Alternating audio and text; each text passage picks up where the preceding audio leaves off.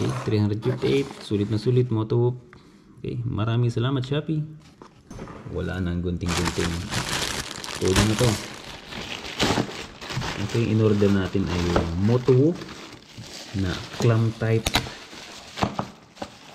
na cellphone holder. Actually meron na ako ng cellphone holder na yung normal lang. Papakita ko sa video, okay? Picture niya.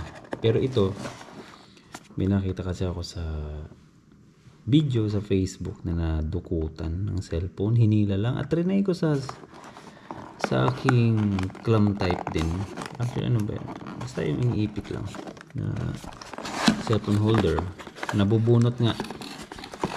Kaya bumili ako nito.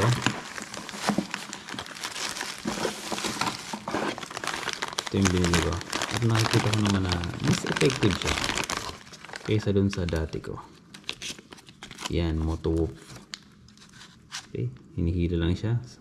So nakikita ko mas madali siyang gamitin. Di tulad nung una kasi yung dihigpit yan hiniikot.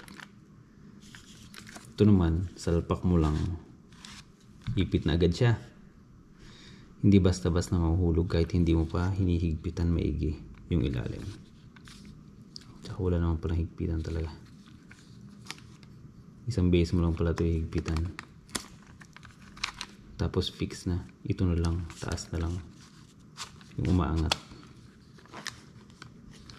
Okay, so nakikita ko dito mas maganda kaysa nakita ko na bulky. Ito hindi masyadong bulky, medyo manipis lang.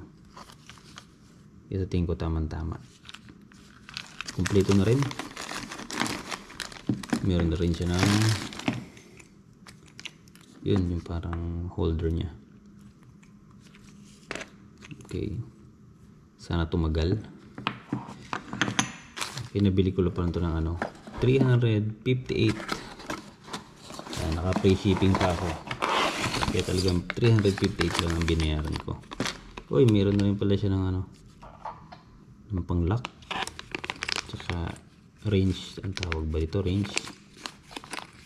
Okay, very good.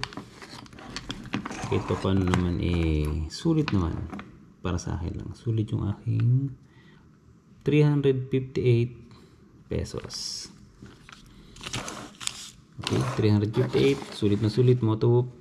Okay, maraming salamat Shopee. Ngayon nalagay na natin yung cellphone natin sa holder mismo. Kasi i-adjust natin to. Itong clamp sa gilid. Kung napapansin nyo, sobrang luwag. Okay, higpitan natin. I-adjust lang natin ng konti. Huwag naman yung sobrang ipit. Tapos higpitan natin. Meron naman siyang kasama na panghigpit. Ito, yung tools niya.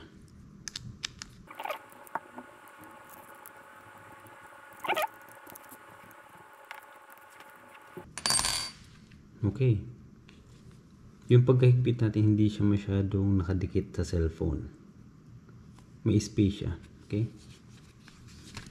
So ito na. Ito na ang resulta. May clamp. 2, 4, 6. 8 lahat na clamp. Tapos pagtatanggalin, naangat mo lang to. Medyo mahaba kasi yung cellphone ko Yan. Okay. Ito na. Okay. Tapos ito na rin yung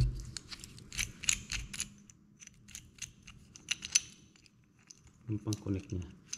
Parang holder.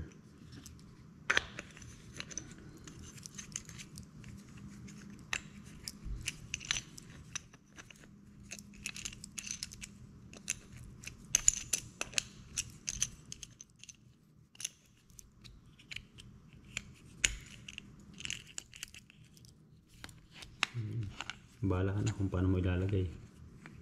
Diskarte mo na kung saan mo ilalagay. Siguro naman siya na pang dito. Yan. Kung saan mo didikit, diskarte mo na. Ganyan lang. Sige, hanggang dito muna ating video. At maraming salamat sa panonood.